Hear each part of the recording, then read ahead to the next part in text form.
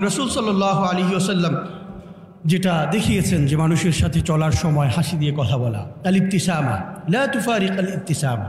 আমরা তরুণরা এই চটে যাওয়া, রেগে যাওয়া এবং খুব অল্পতেই ক্রুদ্ধ হয়ে যাওয়া, ঝগড়া লাগিয়ে দেয়া, যে কোনো জায়গাতে, বাসে, গাড়িতে, রাস্তায়, এবং অনেক সময় হয় যে আমরা তরুণরা যারা একসাথে চলতে শুরু করি, যদি মনে হয় যে 4 জন 5 জন 10 জন একসাথে হাঁটছি, তো সেই সময় মনে হয় যে পুরো বিশ্বটাই তো আমার।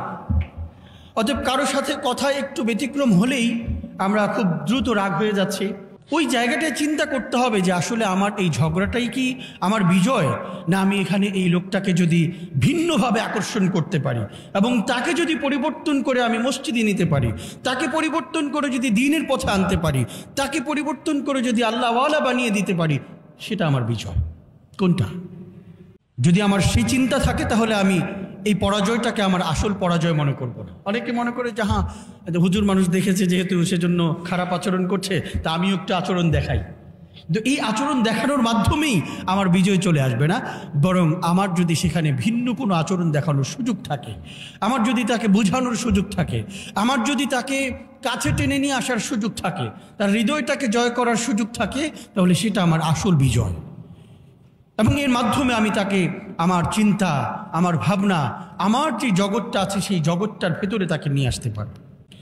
এজন্য সুন্দর করে হাসি দিয়ে কথা বলা, রিফক ও লিনের সাথে নরম কোমল সুরে কথা বলা, এটা রাসূল সাল্লাল্লাহু আলাইহি ওয়াসাল্লামের একটি গুরুত্বপূর্ণ সুন্নাহ, যেমন তার দাওয়া পদ্ধতির গুরুত্বপূর্ণ একটি পদ্ধতি।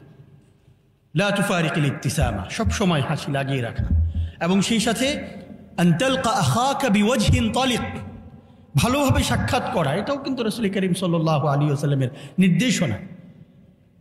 এই সাক্ষাৎ যখন হবে, তো আমি যেহেতু দায়ী হিসেবে নিজেকে নির্ধারণ করেছি, আমার ইসলামের প্রচার করতে হবে, ইসলামের বিষয়গুলো ছড়িয়ে দিতে হবে, তো সেক্ষেত্রে আমার চেহারা যেন হাস্যোজ্জ্বল থাকে, সবসময় হাস্যাস বাস্যাস থাকে। আমি যখন মানুষের সাথে মিশছি, কথা বলছি এবং বিভিন্ন সময় বিভিন্ন আচরণ করছি, তিনি যেন পরবর্তী সময়ে ভাবতে চেষ্টা করেন যে লোকটা খুব ভালো কথা বলেন, লোকটার কথাগুলো খুব সুন্দর, বিষয়গুলো খুব সুন্দর। কোনো সময় হাসি ছাড়া দেখিনি। রাসূল সাল্লাল্লাহু আলাইহি ওয়াসাল্লামের ব্যাপারে সাহাবায়ে কেরামের কত হাদিস রয়েছে, কত আলোচনা রয়েছে, যা আমরা তাকে কখনো ক্রুদ্ধ অবস্থায়, রাগান্বিত অবস্থায় দেখিনি, সবসময় হাসি দিতেই দেখেছি। এটা আমাদের অর্জন করতে হবে।